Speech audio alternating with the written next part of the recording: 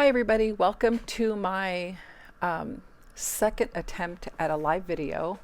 I'm really nervous because obviously with live videos you can't edit anything out, so that's scary.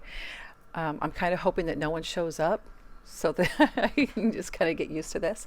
But I needed to get used to going live, growing my channel, doing different things. It feels like my channel has kind of plateaued at the moment, and I've talked about in other videos how I will be doing different things because there's only so many alteration videos you can do. But there are a couple questions I want to answer, and one of them is I did a video on how to shorten the sleeve of a sweatshirt. And one of my subscribers asked, what stitch would you use if you don't have a serger?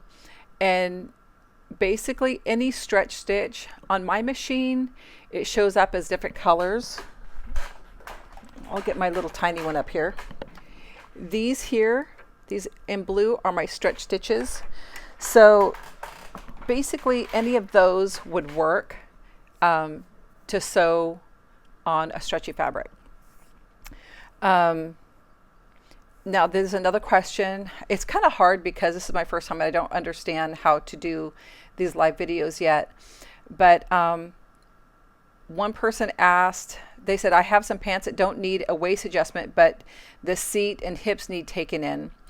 And in a pair of pants, you have the waistband, and everything below the waistband to where it starts curving under, that's your seat, and you can literally just take that seam and curve it the way you need it. If you need it bigger, then you go further out. You go towards the edge of the fabric when your pants are inside out.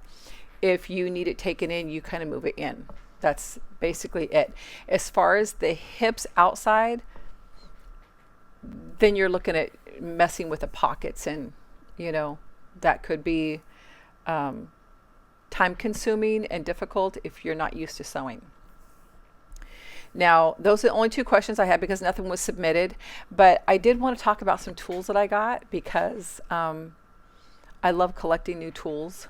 So the first one is a gift from my parents, and I love this thing, but I also understand how dangerous it is.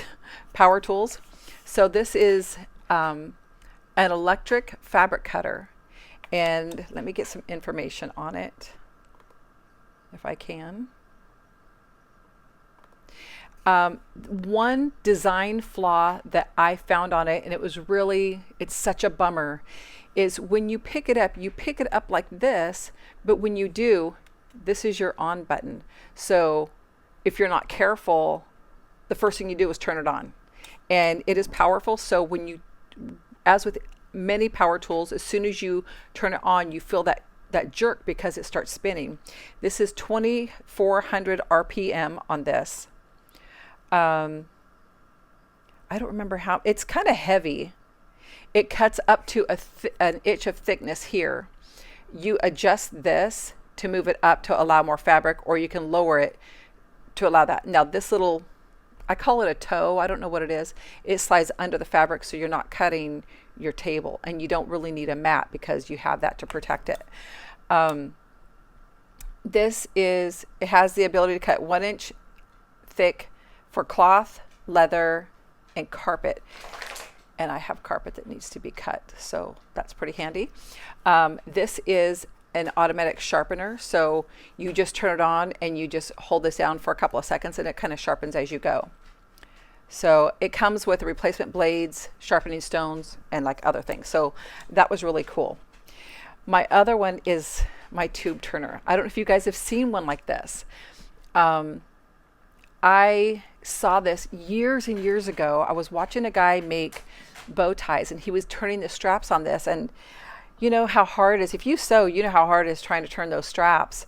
And I came up with my own way of doing things, but I really wanted the tool.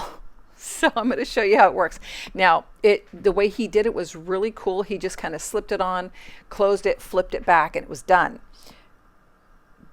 that's a little deceiving because you have to have a thin, flimsy fabric for that. So this is like some Ponte knit lining that I'm using to make an outfit. So I'm going to put it in here, or put it on here. Now I didn't close it up at there, so I'm going to flip it back like this. And then when I was doing it with a thicker fabric, and so you kind of have to work it a little bit. And then I was doing it with a thicker fabric, so then I was like, I need both hands. So I'm trying to figure out how to hold this thing as I manipulate the fabric. So once you get it over, and then you can kind of do this. So yes, it's really nice. It's a really cool tool. This is so much faster than the kind with the tube and the dowel.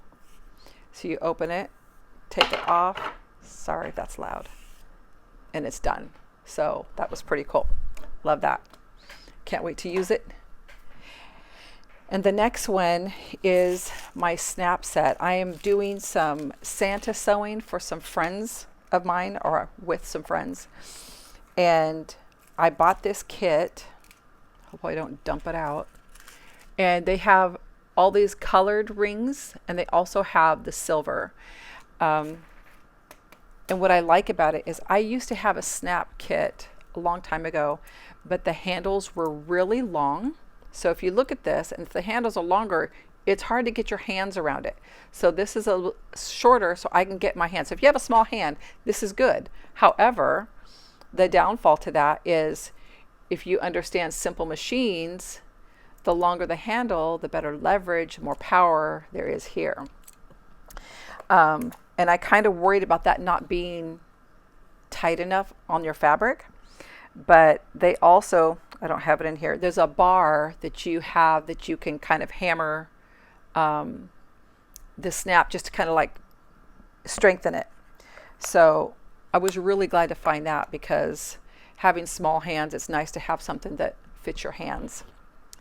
Now, I'm just going to go over an upcoming video that I'm doing, and I don't have the envelope because I think I left it at home. I'm house sitting, not my house. So I'm just going to show you what I'm working on. This is Butterick B6238. I'm making the jumper and the jacket, and it's so much fun, but I found a problem with the pattern where in the facing right here, this area, the front facing is wider than the back facing, so I had to kind of trim it off. But this is what it looks like. It's recycled or upcycled denim, and then I have this minky fabric. Okay, step back. The minky fabric, it flies everywhere. It's horrible. Going back to the cutter, I did not use this, but this says you cannot use it on fleece. Have you guys ever noticed how hard fleece is on your needles? It's horrible. So this is the overalls, and then this is the Mickey knit that I'm going to make the jacket out of. Super cute, super soft, but that, I don't know why. It's polyester just like anything else, but maybe it's the way it's processed, because I think this fuzzy stuff, because it's not woven, it's a lot like felt. Felt is not a woven fabric. It's a matted fabric. Kind of weird. So some more projects I'll be working on, hopefully soon. I like doing baby stuff because I can use my, scrap fabric. So that's what I'm looking forward to do. And I'm having a really, really hard time finding nice knit fabrics. If you guys have any suggestions, let me know. And then I bought this one to do for someone else, and then come to find out it was too big, but I think I want to make it anyway. So anyway, I think I covered it. Oh, no, I did not cover everything. Okay, so have you guys seen those ads on, I think it's Facebook, where they're advertising the Guggenheim Scissors? I got me some. And they're amazing. They are super, super sharp. They're not too heavy, which heavy scissors don't bother me anyway. I don't like scissors that have a metal blade and then plastic handles, because my mom had some. And when I cut, this would squish. So it's not like a solid, strong cut. And this is metal all the way through. And then they have this coating on it that just makes it feel more like rubber. And then, so that's really nice. And this doesn't seem like it should be a big deal, but it is to me. When I'm cutting, and you know, when you cut, you're supposed to keep your scissors on the table, and you're doing this. This doesn't glide, and it doesn't glide easily across the table, and it makes me feel like it might be scraping the table and causing marks. So that's about it. If you guys are interested in any of these things, I'll leave the links in the description box. And if you like this video, give it a thumbs up. Leave a comment, and I will see you guys on the next one. Thanks. Bye.